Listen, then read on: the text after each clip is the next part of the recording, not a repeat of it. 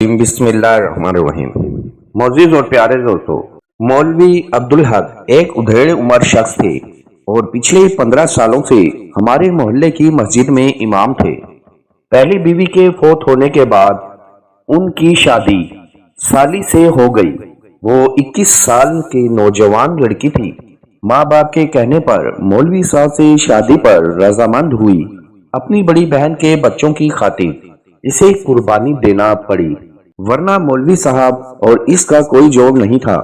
وہ ایک نوجوان لڑکی تھی اور مولوی صاحب تو اپنی زندگی گزار چکے تھے۔ شادی کے کچھ عرصے تک تو سب ٹھیک چل رہا تھا، لیکن پھر مولوی صاحب کے گھر اچانک لڑائی جھگڑے ہونے شروع ہو گئے۔ ہمارے بچے مولوی صاحب کے گھر پڑھنے جایا کرتے تھے اور اکثر آ کر بتایا کرتے کہ آج مولوی صاحب کے گھر بہت لڑائی ہوئی ہے۔ مولوی صاحب عائشہ سے بہت ناراض ہوئے، یہاں تک کہ وہ رونے لگی۔ میں شعبے کے اعتبار سے ایک ڈاکٹر تھا اور مولوی صاحب کے ساتھ میری اچھی دوستی بھی تھی۔ میں نے 1 یا 2 بار مولوی صاحب کی پریشانی پوچھنے کی کوشش بھی کی، لیکن مجھے انہوں نے کوئی خاص جواب نہیں دیا۔ سوچا ہو سکتا ہے ایسی کوئی بات ہو جو وہ مجھ سے شیئر نہیں کرنا چاہتے ہوں۔ وہ مجھے اپنے بچوں کی طرح سمجھتے تھے اور بہت عزت بھی کرتے تھے۔ ان کے چہرے پر پریشانی واضح دکھائی دیتی تھی، لیکن وہ مجھے سے کچھ چھپا رہے تھے۔ ایک دن جب میرے بچے پڑھ کر واپس آئے تو میری بچی منہ سے لپٹ کر رونے لگی۔ میں نے پوچھا، بیٹی کیا بات ہے؟ آپ کیوں رو رہی ہو؟ کیا آپ کو عائشہ باجی نے مارا ہے؟ نہیں بابا جی، مجھے عائشہ باجی نے نہیں مارا، بلکہ مولوی صاحب نے عائشہ باجی کو مارا ہے اور موبائل فون بھی چھین لیا ہے جس پر وہ ہمیں نعت سناتی تھی۔ یہ سن کر میں پریشان ہو گیا اور میری دماغ میں طرح طرح کے خیالات گھومنے لگے۔ شاید میں کسی حد تک معاملے کو سمجھ چکا تھا۔ اچھا بیٹا آج چپ کرو، میں آپ کو اپنے موبائل پر نعت لگا دیتا ہوں۔ میں نے جیب سے موبائل نکالا ہی تھا کہ مسجد کے مؤذن کی کال آ گئی۔ ڈاکٹر صاحب، مولوی صاحب کی طبیعت خراب ہے، جتنا جلدی ہو سکے آپ مولوی صاحب کے گھر آ جائیں۔ میں نے اسی وقت اپنا بیگ اٹھایا اور مولوی صاحب کے گھر کی طرف دوڑ پڑا۔ چیک اپ کرنے کے بعد پتہ چلا کہ مولوی صاحب کو ہارٹ اٹیک ہوا ہے۔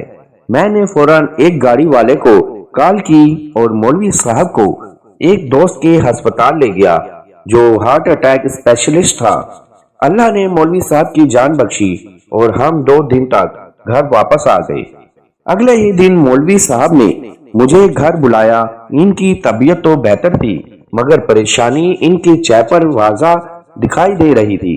دیکھو بیٹا، تم مجھے اپنے بچوں کی طرح عزیز ہو اور میں اپنے دکھ کی بات تم سے بلا جھجک کر لیتا ہوں، لیکن اس بار بات ایسی تھی کہ میں تمہارے ساتھ چاہ کر بھی بیان نہ کر سکا۔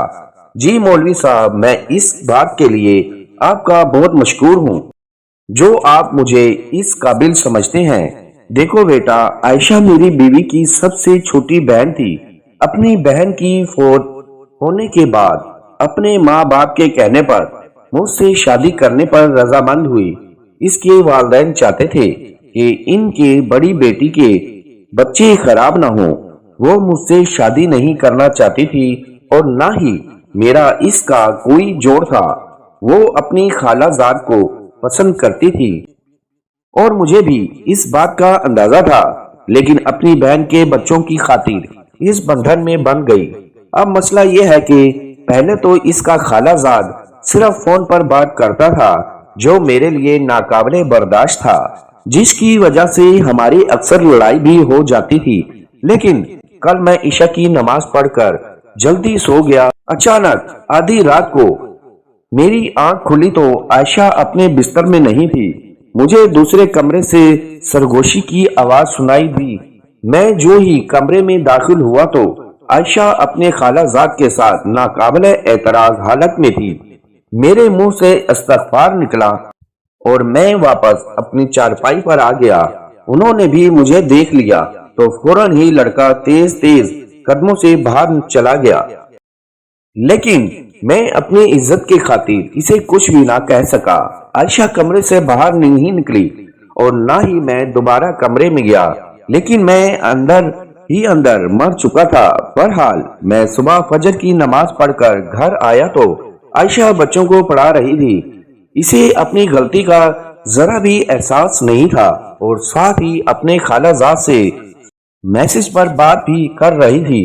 बेटा मर्द बेशक बूढ़ा भी हो मगर गैरत के नाम पर कुछ बातें बर्दाश्त नहीं कर सकता।